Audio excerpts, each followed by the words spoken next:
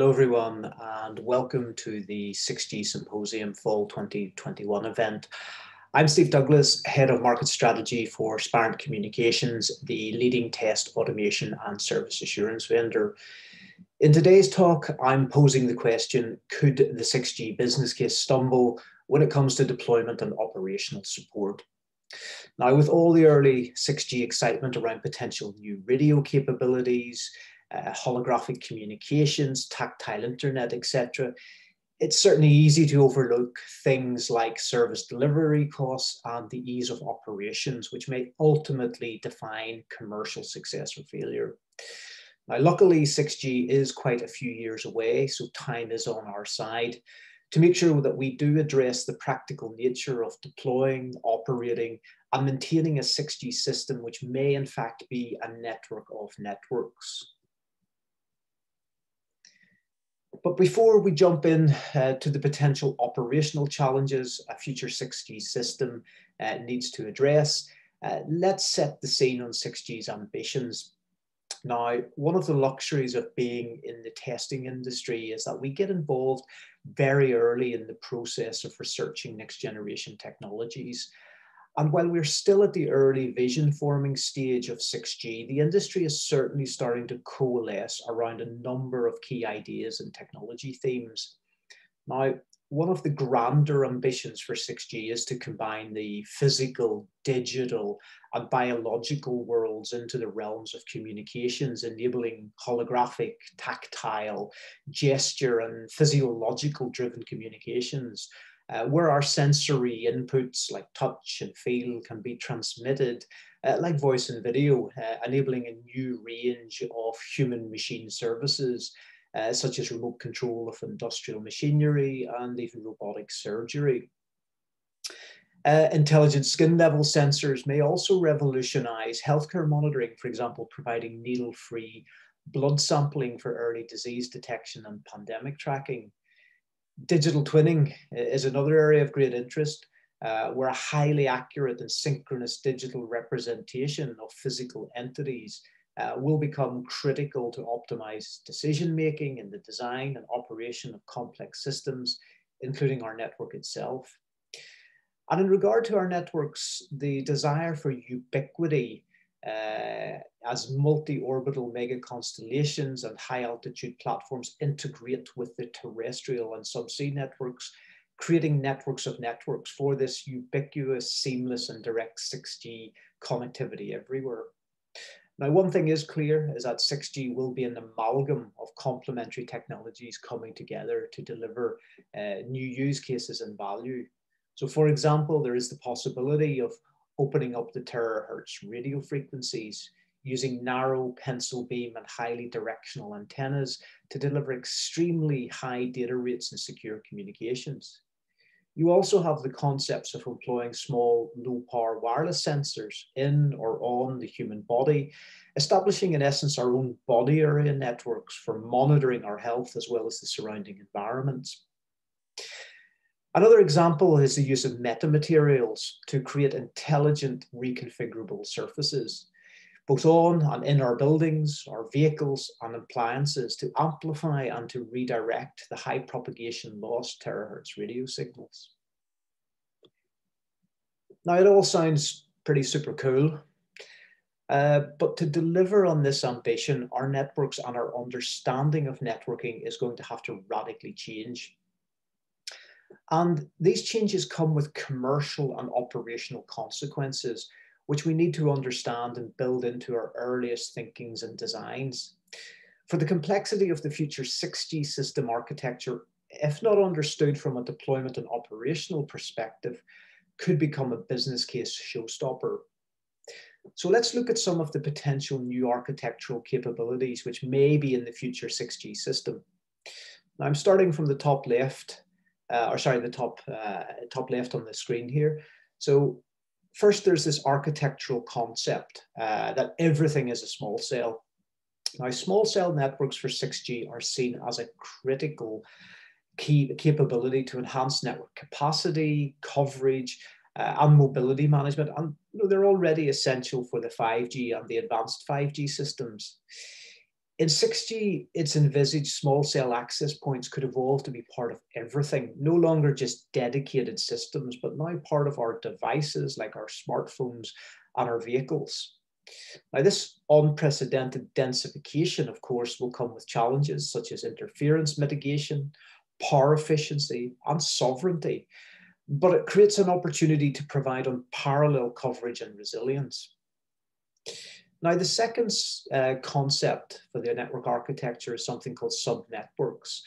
Now, driven by the need for special purpose, localized networks for vertical industries, these subnetworks can generally operate in a standalone fashion, but many will benefit from connectivity to the wide area network itself.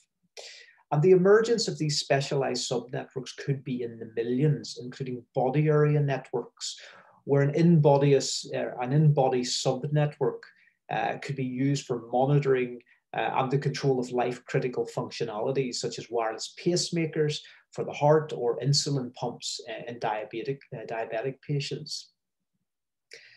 Then you have cell-free networks. Now, cell-free communication architectures are being explored to ensure seamless device mobility, to deal with the performance degradations which inevitably occur during handovers, and to deal with the heterogeneous nature of a 6G system, which will use multiple frequency bands where devices will constantly transfer from one network to another. Now, under a cell-free architecture, a device can simultaneously communicate with cooperative access points instead of connecting to a single cell. Devices will also be able to choose the best link from the available heterogeneous links, such as terahertz, millimeter wave, and even Wi-Fi in an automated manner. Now, on the bottom row, you have the architectural concept of RAN core convergence on the left-hand side. Now, this is driven by a primary desire to move the core closer to the RAN for lower latency services, but also to make the RAN more centralized towards the core. With the increasing centralization of the higher layer RAN functions and the distribution of the core functions to the edge, simplification in the future 6G system can be achieved not just by co-hosting functions together, but by actually combining some of the RAN and core functions into single entities. Now, this will allow for greater network decomposition, breaking down the functions into simpler forms, removing duplications, reducing signaling overheads, and the harmonization of many protocol families. You then have intelligent surfaces. Now, as I mentioned earlier, these are being explored to help amplify and redirect the high propagation loss radio signals while providing coverage to unreachable areas. The smart surfaces with many small antennas or reflecting metamaterial elements receive and reflect electromagnetic waves with the capability of controlling the phase shifts, thus offering tunable reflections. Now, these intelligent surfaces will enhance performance of field deployments. They'll offload the complexity and power consumptions foreseen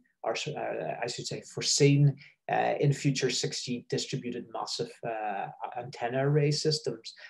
And already early research work is being done to develop printable ultra-thin metamaterial surfaces, which could cover our buildings, our cars, our everyday objects, creating an all-encompassing reflective environment with zero or near zero power consumption overheads.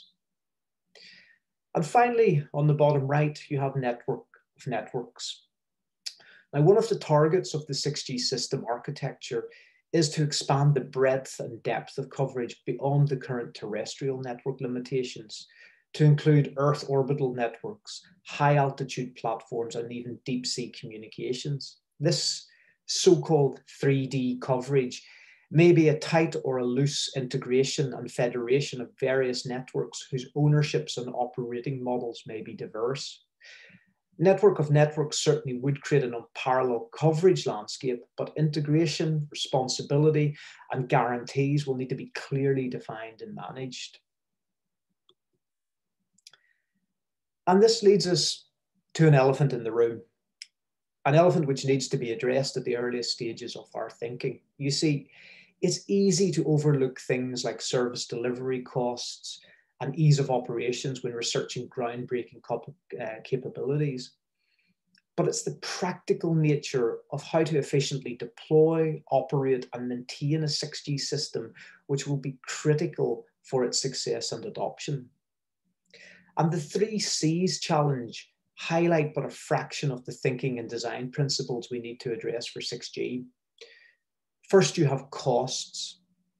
We know we'll be looking at unparalleled densification requirements with new sites, including picocells, planning permission requirements, power management overheads.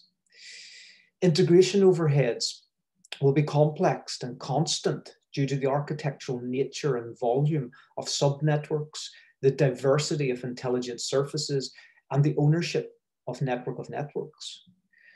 New spectrum, while vast in its potential range, will likely fall into a few smaller and technically viable sub-ranges where competitive pressures could make it expensive and certainly not free like some hope will happen.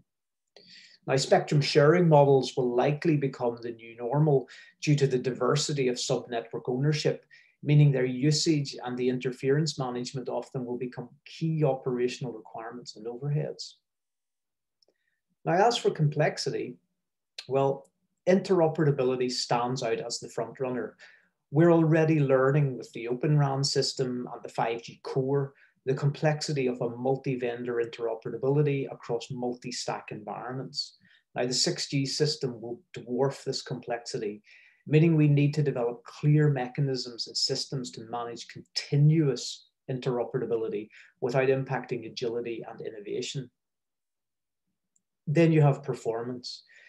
Now, this needs to be focused around delivering consistent performance for its consistency, which 6G needs to resolve, not sporadic ultra-fast speeds or low latencies, but consistent and deterministic performance, which is ubiquitous across the diverse coverage architecture.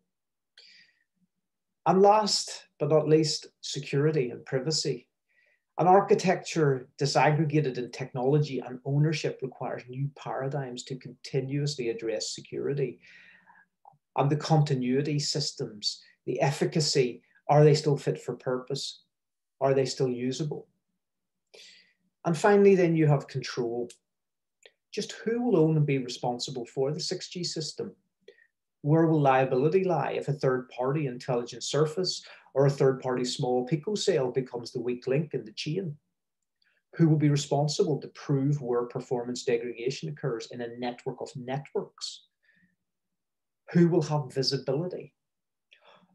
Or do we leave it all to the artificial intelligence? Do we leave it all to the AI? The reason I ask is that AI is being touted as a fundamental capability of the 6G system to help maintain operational cost effectiveness and to manage the complexity of the new architecture.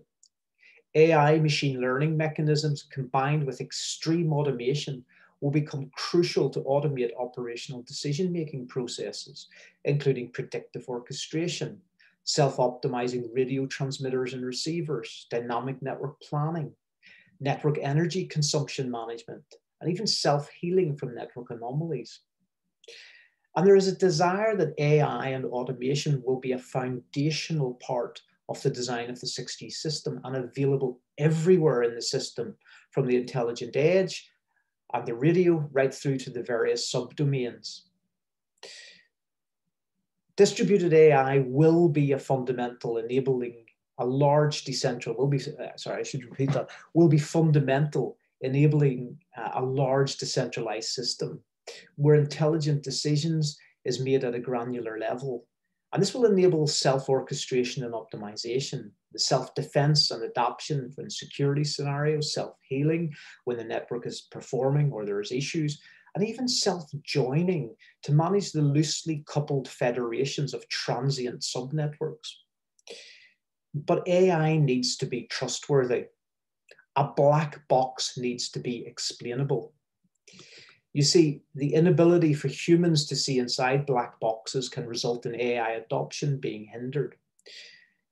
Here, governance will be a new role for operational support systems and especially assurance.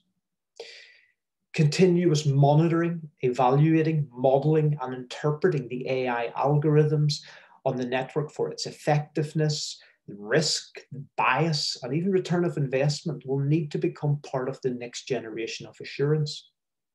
A trustworthy AI needs transparency and understandability, but also intervention. This is the opportunity for digital twins to become a key part of the future 6G assurance architecture. While most discussions around digital twins have focused on 5G and 6G being enablers for these twins when they operate in the realms of an industry verticals, it is actually the relevance of a digital twin to the network itself that is just as important. A network digital twin of the 6G system with connected twins of the subsystems offers the opportunity to provide a continuous modeling and feedback loop mechanism. Now, this offers a near real-time environment to evaluate the AI, to model business intent, and to offer recommendations and interventions that may reinforce decision-making or offer balancing for stability. It offers chaos in a safe sandbox where risks can be fully understood and mitigations evaluated. It also bridges the control challenge, the chasm between offering stakeholders transparency and collaboration. And it straddles possibly the human-machine divide and allows the 6G system to be governed by a moral conscience. So to conclude, whatever the final 6G system becomes, it must factor in the business intent of affordability, simplicity, and manageability. AI, automation, and digital twins offer a potential pathway to a self-driving cognitive network. But the research work must be done now to assure the desires of 6G innovation are both tempered with the practical realism of deploying and operating a decentralized system, and yet infused by the opportunity to transform the operational support systems into an integral value. So thank you for listening and your time today, and thank you 6G Symposium for the invitation to speak. If you'd like further information on 6G, please feel free to contact Spirent, visit us at our website, spirent.com, and follow us on our various social media channels. And please enjoy 6G Symposium Fall 2021, and thank you.